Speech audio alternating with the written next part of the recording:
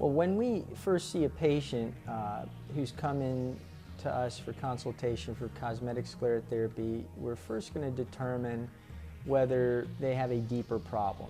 It's very important when we first evaluate a patient to determine, do they have a medical vein problem, a cosmetic vein problem, or do they have both?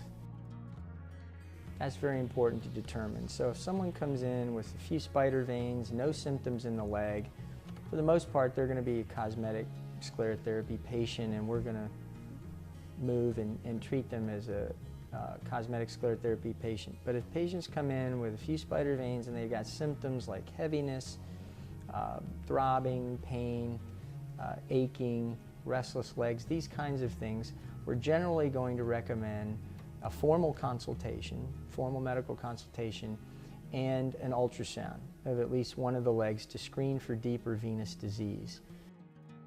Because it's the right thing to do to take care of the patient properly, but cosmetic spider veins generally aren't going to improve if you don't treat the deeper venous issues going on underneath, because it's vein disease is like a leak or springs, and you'll hear a lot of patients say, oh, I had my spider veins treated, they came back, they never went away. Well, if they're not treated correctly to begin with, they're not going to go away. So I like to describe spider veins as being like weeds. And if you cut weeds off at the grass level, they're coming back. You've got to get them by the roots. And so we want to make sure we're not missing any medical venous disease where there are roots to these spider veins, because if we don't deal with the deeper problem, then the cosmetic problem's not going to go away.